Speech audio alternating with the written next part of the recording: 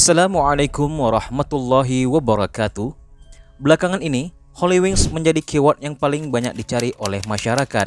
Bukan tanpa sebab, hal ini dipicu oleh tindakan kontroversial pihak Holy Wings yang mencantumkan nama baginda Nabi Muhammad SAW ke dalam promosi minuman khamar yang mereka jual. Sontak, hal ini pula menjadi pemicu marahnya umat Islam di Nusantara yang menganggap hal ini merupakan penghinaan kepada sosok yang begitu suci di dalam ajaran Islam. Semenjak 14 abad silam, Islam telah melarang para penganutnya untuk tidak meminum minuman yang dapat menghilangkan kesadaran bagi peminumannya ini dengan dalil Al-Quran dan hadis yang begitu jelas.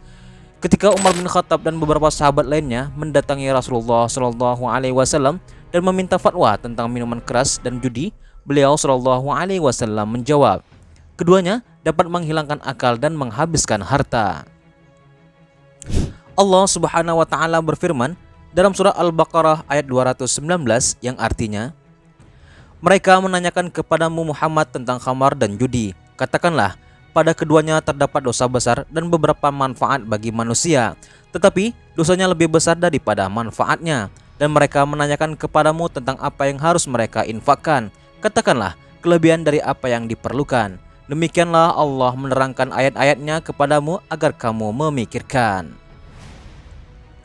Allah Subhanahu wa Ta'ala juga berfirman dalam surah Al-Maidah ayat 90-91. Dengan minuman keras dan judi itu, setan hanyalah bermaksud menimbulkan permusuhan dan kebencian di antara kamu dan menghalang-halangi kamu dari mengingat Allah dan melaksanakan sholat. Maka, tidakkah kamu mau berhenti? Wahai orang-orang yang beriman, sesungguhnya minuman keras, berjudi, berkurban untuk berhala, dan mengundi nasib dengan anak panah adalah perbuatan keji dan termasuk perbuatan setan. Maka jauhilah perbuatan-perbuatan itu agar kamu beruntung. Imam Al-Qurtubi menjelaskan bahwa Allah Subhanahu wa Ta'ala tidak pernah mengharamkan sesuatu yang sangat dahsyat kecuali khamar. Begitupun Abu Maisarah berkata, ayat ini turun sebab Umar bin Khattab. Sesungguhnya ia menyampaikan kepada Rasulullah SAW tentang kelemahan-kelemahan minuman keras dan pengaruhnya terhadap manusia.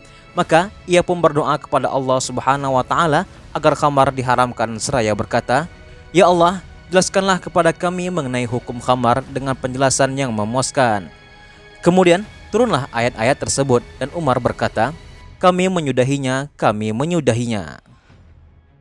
Menghina Nabi Muhammad SAW adalah tindak kekafiran, dapat menyebabkan pelakunya keluar dari Islam, baik dilakukan serius maupun dengan bercanda.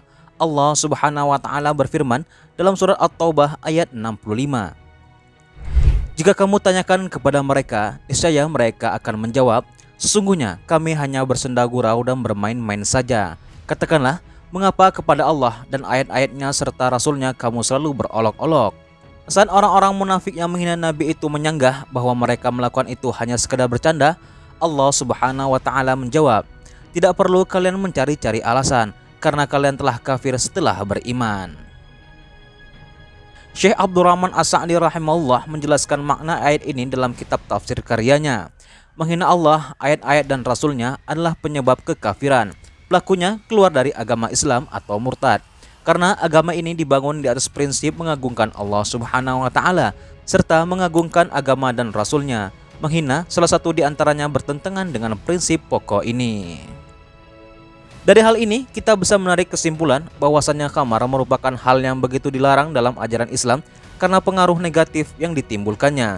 Dan hal-hal seperti ini sangatlah tidak layak jika disandingkan dengan baginda Rasulullah SAW yang Allah utus kepada seluruh umat manusia untuk menuju jalan kehidupan yang lebih baik dan bermartabat.